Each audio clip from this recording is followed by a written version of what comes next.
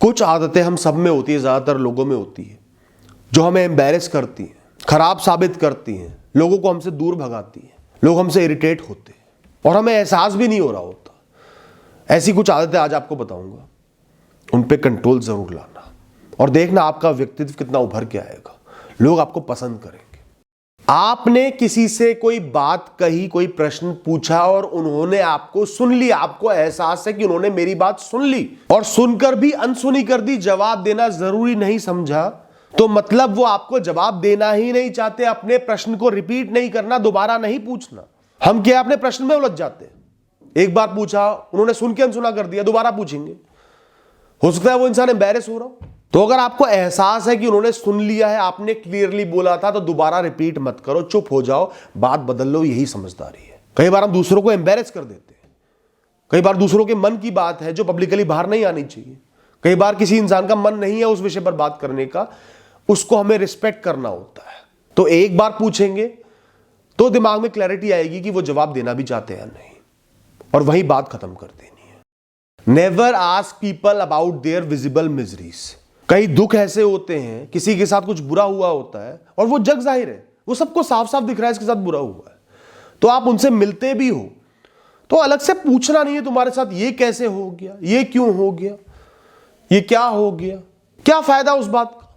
उसको भी पता है कि तुम्हें पता है, तुम्हें भी पता है। ऐसी बातें रिपीट करके हम लोगों का सिर्फ दुख बढ़ा रहे होते हैं, उनकी दुखती नब्ज को बार बार दबा रहे होते हैं, उनकी चोट पे नमक छिड़क रहे होते हैं और हम एहसास भी नहीं कर पाते इस बात का। जब किसी के साथ कुछ बहुत बुरा हुआ होता है, किसी अपने को खो दिया होता है, तो उस बात को रिपीट करना उनके लिए एंजाइटी का, घबराहट का ट्रिगर बन जाता है।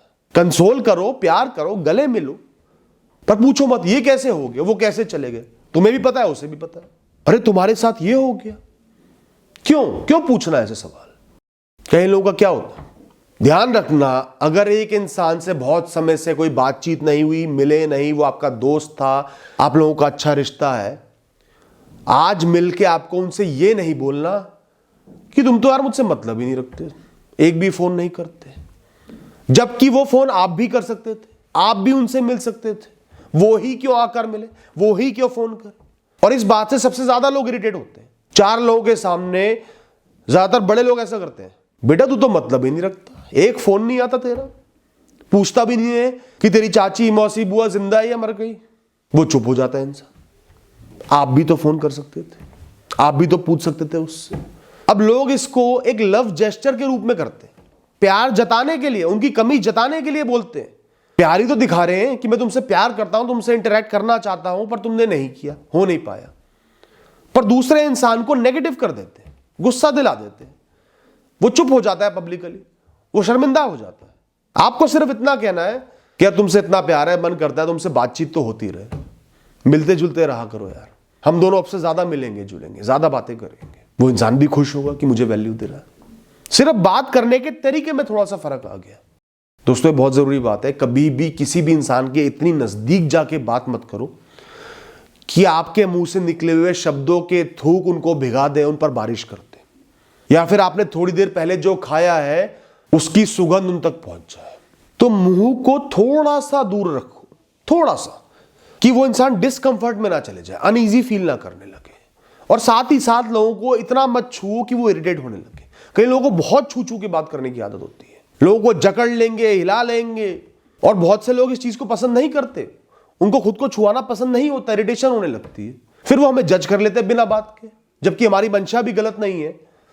प्रेम पूर्वक छू रहे थे या पास आके बहुत ही प्रेम पूर्वक बात करना चाह रहे थे, तो थोड़ा सा एक समझदारी से अगर हम चले तो बहुत अच्छी कॉन्वर्सेशंस होंगी, हमारी पर्सनैलिटी मेंटेन रहेगी। जब भी खाते हो, अकेले में, पार्टीज में, 2 लोग हो, 4 लोग हो, 10 लोग हो, कई लोगों को आदत होती है वो मुंह खोल के खाते हैं, चबा रहे हैं, मुंह खोल के आवाज भी हो रही है, खाना चबते हुए, घुलते मिलते हुए दिखता भी है, तो इसमें उनकी कोई गलती नहीं है। ये बातें बचपन में माता पिता टोक कर सिखा देते हैं, कई बार माता पिता नहीं सिखा पाते, माता पिता को उस बात की इतनी समझ नहीं होती, इतना टाइम नहीं होता, तो ठीक है ये एक आदत पड़ गई है, पर इसका एहसास करो कि ये सही नहीं है, क्योंकि आपके खाने की एक आवाज हो रही है, लोगों को वो दिख रहा है जो अच्छा नहीं लगेगा, और ये एकदम से आदत सही भी नहीं होगी, प्रैक्टिस करने से सही होगी। धीरे धीरे कोशिश करो कि मैं मुंह बंद करके खाऊं, प्रेशर मत लो, दबाव मत लो, डरो मत, प्रयास करना है, प्रैक्टिस करनी है कि सबकॉन्शियस माइंड में वो कोड फिट बैठ जाए कि मुंह बंद करके खाना। खाते हुए नहीं बोलना चाहिए। आप खा रहे हो, बोल रहे हो, खाना फंसेगा, अटकेगा, शब्द गलत निकलेंगे, दूसरे इंसान को बात का जवाब देने पे मजबूर कर रहे हो। वो खा रहा है चैन से, आनंद ले रहा है गुलाब जामुन का, पहले वो मुंह में भर के गुलाब जामुन को आपसे बात करे, फिर उसको सटके।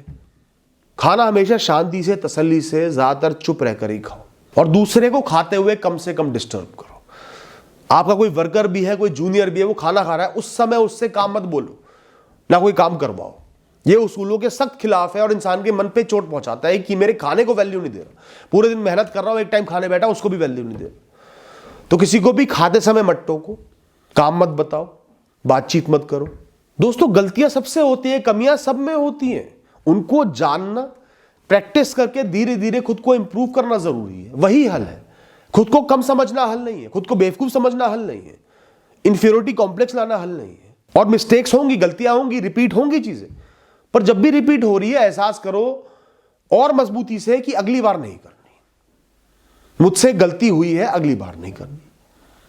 फिर गलती होगी, फिर एहसास करना, 10 बार एहसास कर लोगे, 11वीं बार वो गलती नहीं होगी।